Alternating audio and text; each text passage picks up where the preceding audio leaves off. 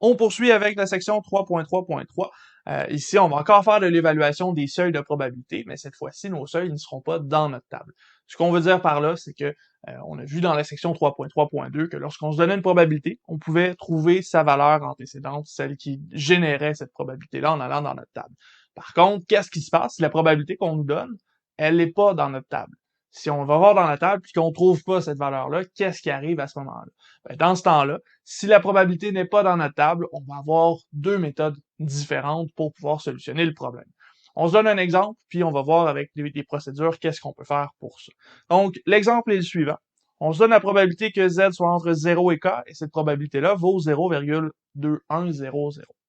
Dans la table, vous allez chercher la valeur 0,2100.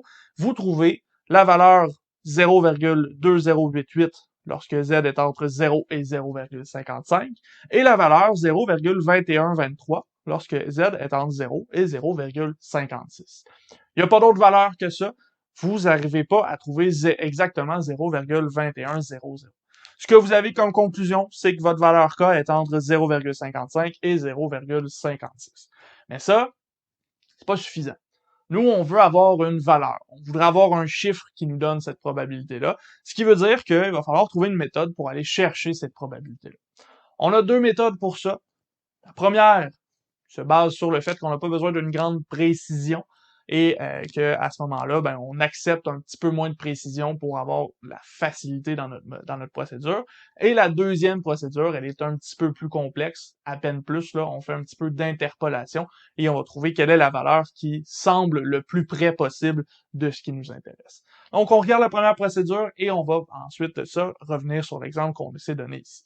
Donc, première procédure, en réalité, tout ce qu'on a à faire dans cette procédure-là, c'est de choisir la valeur qui va être associée à la probabilité qui est la plus proche de celle qu'on recherche. Donc, par exemple, 0,2100. On va prendre les deux probabilités les plus proches, puis on va chercher celle qui est exactement la plus proche entre les deux dans ce cas-ci. Et avec ce résultat-là, ben, on va chercher la valeur qui correspond à notre probabilité. Si jamais les deux probabilités sont exactement à la même distance de notre probabilité recherchée, à ce moment-là, on prend les deux valeurs et on en fait de la moyenne tout simplement. Regardons notre exemple ici. On avait la probabilité 0,2100. On a trouvé la valeur 0,55 qui nous donne 0,2088. On a trouvé la valeur 0,56 qui nous donne 0,2123. À ce moment-ci, on remarque que la valeur 0,55 nous donne une probabilité qui est à 0,0012 d'être la bonne, alors que l'autre, c'est 0,0023. Donc, la valeur qui est la probabilité la plus proche, c'est 0,2088. Donc, comme 0,2088 est plus proche ou plus près de 0,2100 que l'autre valeur, donc 0,2123,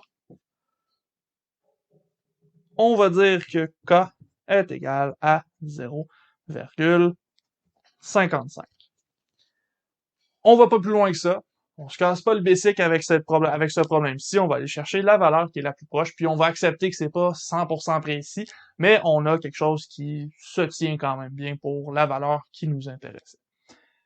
Si on avait eu deux valeurs qui sont à exactement la même distance, ben là, il aurait fallu faire la moyenne entre les deux valeurs qui se succèdent ici, les deux valeurs successives, et à ce moment-là, on aurait trouvé exactement la moyenne entre les deux, le milieu entre les deux valeurs qui sont ici.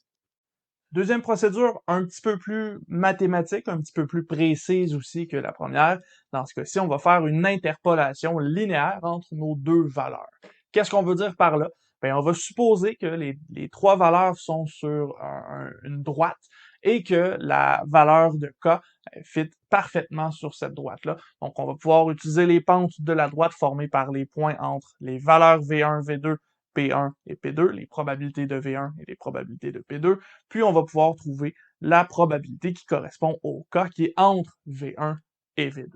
Dans ce cas-ci, le schéma que je vous ai donné, ça représente la situation. V1, c'est la première valeur, P1, c'est la première probabilité, K, c'est la valeur qu'on recherche, P, c'est la probabilité qu'on a donnée, V2, c'est la deuxième valeur, P2, c'est la deuxième probabilité. Les probabilités englobent la probabilité qu'on s'est donnée, les valeurs englobent le cas qu'on recherche, et la probabilité 1 avec V1 donne le point A, la probabilité 2 avec le point V2 donne B, et notre point final, K, avec sa probabilité, donne C. De cette façon-ci, si on fait de l'interpolation linéaire, on trace une droite entre A et B, et il faut que le point C passe directement sur cette droite-là. Pour obtenir ça ici, pour obtenir ce résultat-là, il faudrait que la droite qui est formée par les points A et B ait la même pente que la droite formée par les points A et C. Si c'est le cas, ben à ce moment-là, on a exactement la même droite et on a une bonne interpolation linéaire pour le point C qui est dans le milieu. Dans ce cas-ci, ce que ça veut dire, c'est que si je trouve la droite de la pente entre A et B et que je trouve la droite de la pente entre A et C, je peux les mettre équivalentes et trouver mon inconnu K dans ce cas-ci. Donc, je vais avoir la probabilité de la deuxième valeur moins la probabilité de la première valeur divisé par la deuxième valeur moins la première valeur. Et ça ici, ça devra être égal à la probabilité qu'on s'est donnée moins la probabilité de la première valeur divisé par la valeur qu'on recherche moins la valeur de la première probabilité. On va essayer de décortiquer ça dans l'exemple qu'on s'était donné, puis on va être capable de voir qu'est-ce qu'on veut dire par là. Donc ici, on a l'exemple qu'on s'était donné, on a la probabilité 0,2100. On cherche K dans ce cas-ci et on a trouvé que la probabilité que Z soit entre 0 et 0,55, c'était 0,2088, plus petit que la probabilité qu'on avait. Et la probabilité que Z soit entre 0 et 0,56, ça nous donnait 0,2123, quelque chose qui est plus grand que ce qu'on avait au-dessus. Donc là, on est dans la situation suivante. On a 0,2088 qui est plus petit que 0,2100, qui est plus petit que 0,2123. 0,2088, ça correspond à 0,55. Ça, c'est plus petit que notre variable K, étant donné que sa probabilité est plus grande, et K, c'est plus petit que la valeur 0,56 qui suit par la suite. Donc, ici, dans la première colonne, ici, on a les valeurs 1, et dans la troisième colonne, on aurait les valeurs. De cette façon-là, on peut aller construire notre équation. On dira que P2 moins P1, ce sera égal à 0,2123. P1, ce sera 0,2088. Et V2 moins V1, ce sera 0,56 moins 0,55. De l'autre côté, on va avoir P qui est 0,2100. P1, c'est toujours 0,2088.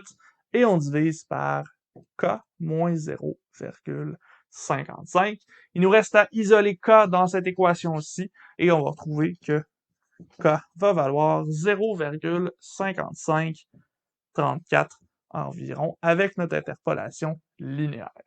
Donc là, ici, cette deuxième méthode-là, elle est un petit peu plus complexe parce qu'elle est plus mathématique. L'autre procédure, elle était assez arbitraire. On choisit directement d'aller chercher la valeur. Dans ce cas-ci, plutôt que d'aller chercher la valeur arbitrairement, on va essayer de se donner une méthode mathématique qui nous permet d'interpoler, d'être un petit peu plus proche de la vraie valeur qui donne la bonne probabilité. Donc, cette méthode-là, un petit peu plus complexe, mais beaucoup plus précise que la première qu'on s'est donnée. Allons-y avec l'exemple 3.6. Dans cet exemple-ci, on a encore une loi normale centrée réduite 0,1 et on cherche à trouver la valeur de K qui fait en sorte que la probabilité que Z soit entre 0 et K soit équivalente à 0,1500. Ici, la première chose qu'on va faire, c'est aller dans la première procédure. On va aller trouver les deux probabilités les plus proches de 0,15 dans notre tableau. Puis, on va utiliser notre première procédure. On va choisir la valeur la plus proche dans ce cas-ci. On se retrouve dans notre table de la loi normale. Dans ce cas-ci, on cherchait 0,1500. Donc, on cherche la probabilité 0,15 dans ce cas-ci. Dans notre tableau, on retrouve 0,1179 ici. Ensuite, on s'en va à 0,1554. Donc, ça devrait être dans la ligne 0,30 qu'on va trouver notre probabilité. Si on progresse ici, on s'approche de plus en plus et on se rend compte qu'à la fin, à 0,38, on a 0,1480. Et à 0,39, on a 0,1517. Donc ici, évidemment, on est passé par-dessus 0,15, c'était le but de notre exemple. Donc, on va aller chercher ces deux probabilités-là, puis on va utiliser les valeurs 0,38 et 0,39 dans nos calculs. On a donc la probabilité que Z soit entre 0 et 0,38 qui donnait 0,1480 et la probabilité que Z soit entre 0 et 0,39 qui est 0,1517. À ce moment-ci, on est dans la première procédure, donc on va voir laquelle des deux est la plus proche de notre valeur.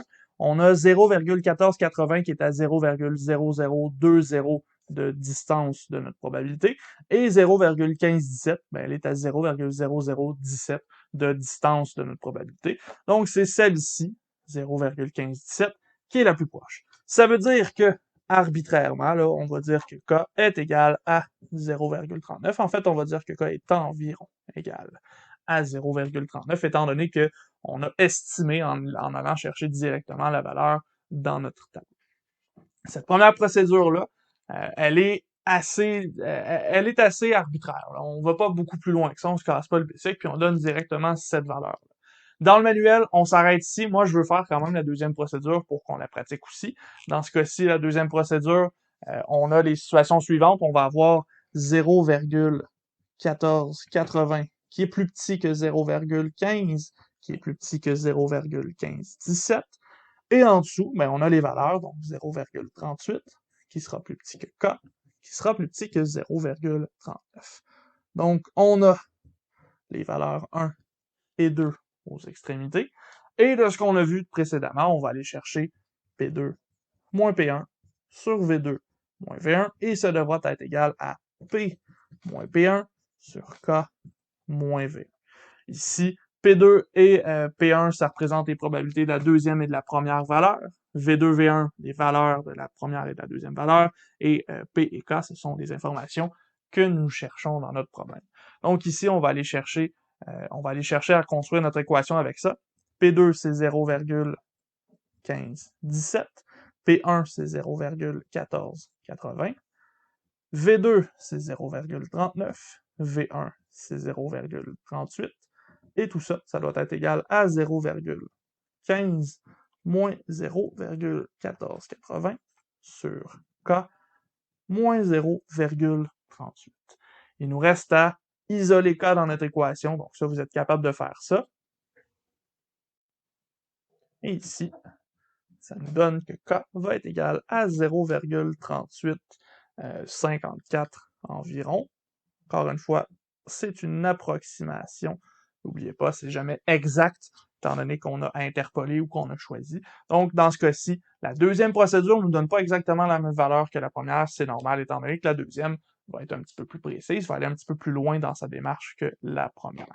Ceci étant dit, maintenant, vous vous posez sûrement la question, quelle est la procédure qu'on utilise? Bien évidemment, la procédure, elle va vous être indiquée. De base, dans le manuel, je crois qu'on va toujours utiliser la première procédure. Si moi, en examen, je veux que vous montriez la deuxième, je vais vous le demander. Je vais vous dire, par interpolation des valeurs, allez chercher la valeur K qui répond à notre équation. Si je vous l'indique pas, allez chercher la première procédure ou la deuxième, c'est celle que vous préférez. Mais si je vous l'indique, je vous demande d'utiliser la procédure que je vous ai indiquée précisément. Ceci étant dit, ça fait le tour de cet exercice-là. Vous en avez maintenant dans le manuel que vous pouvez faire. Nous, on va arrêter ici. On va reprendre dans une prochaine vidéo avec la section 3.3.4 où on va parler notamment de la notation des seuils de probabilité, donc les seuils qu'on commence à évaluer ici. On va pouvoir les noter et on va voir qu'il y a certains seuils de probabilité qui sont plus importants que d'autres.